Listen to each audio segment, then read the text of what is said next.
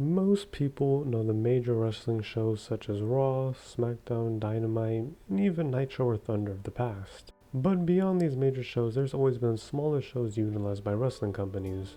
Right now, there's something like Main Event for WWE, and before that, there were shows like Heat and Velocity. But if you go back even further than that, when the company was the WWF, there were prominent shows such as Wrestling Challenge and Superstars, among many, many others.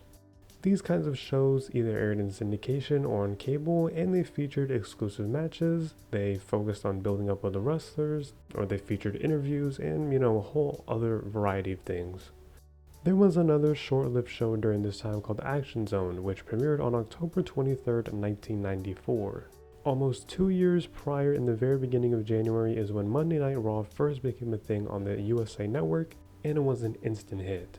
So when time came around for another new show, in came Action Zone. It replaced All American Wrestling on Sundays and was set to be another show that would feature a prominent and exclusive match each episode. And I can say they definitely didn't disappoint. At first. The first two matches of Action Zone involved probably the best in-ring wrestlers at the time, and remember, this is late 1994.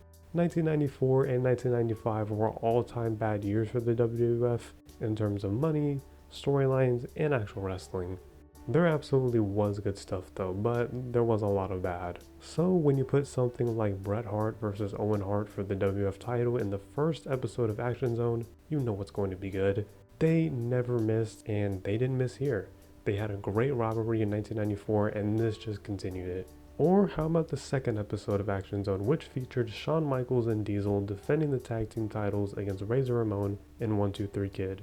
This was a match featuring the men who were in the infamous backstage group called The Clique, and despite a lot of their attitudes towards different things and their controversies, when they would wrestle each other, they would go all out.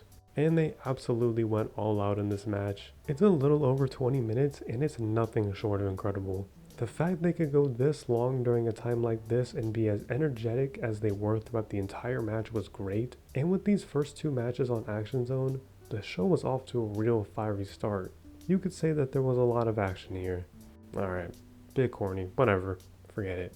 Despite the extremely strong start from Action Zone's first two episodes, it just wouldn't be able to replicate this kind of thing again. The show fell into the same sort of pattern that a lot of WWF's other shows fell into, and it began featuring weird and dull mid-card matches or jobber matches instead of these cool and action-packed matches. I love my boy Yokozuna, I think he's amazing, but Yokozuna versus Mabel and the Head Shrinkers beating some jobbers is definitely not as exciting as seeing the 6 best in-ring wrestlers in the company wrestling against each other. But they didn't just never wrestle in Action Zone again. As Action Zone continued for the majority of 1995, the likes of Bret Hart, Owen Hart, Diesel, and Shawn Michaels continued to have matches against each other or against other mid-carders that had been introduced into the company. Stuff like Bret Hart versus Waylon Mercy or Shawn Michaels versus Brad Radford.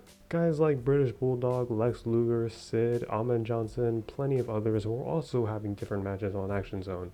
In particular, Bret Hart and British Bulldog versus Owen Hart and Bob Backlund on Action Zone is another great tag team match. There also wasn't a situation where title matches just never happened on Action Zone again. There was stuff like Diesel defending the WWF title against Owen Hart, although Owen deserved a lot better in my opinion. Smoking Guns defended the tag team titles against Men on a Mission, and Jeff Jarrett and Bob Holly had a series of matches that culminated in Jarrett becoming the undisputed Intercontinental Champion.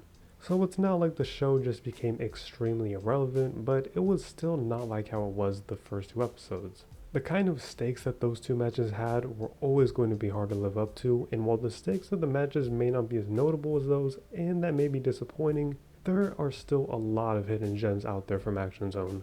Unfortunately, late 1995 was when Action Zone was on its last legs, and after that, it faced a similar fate to shows before and after, where it became more of a recap and highlight show. No more exclusive matches or really anything like that.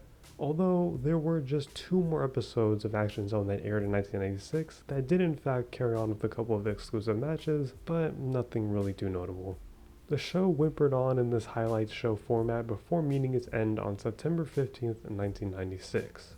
I guess the decision was made where WWF just valued Raw and Superstars as more important shows than Action Zone, because Superstars, while airing in syndication, did still air its own exclusive matches. So when Action Zone was killed off, Superstars made the move from syndication and filled that empty spot on the USA Network. 1 month short of 2 full years for Action Zone. They were so close.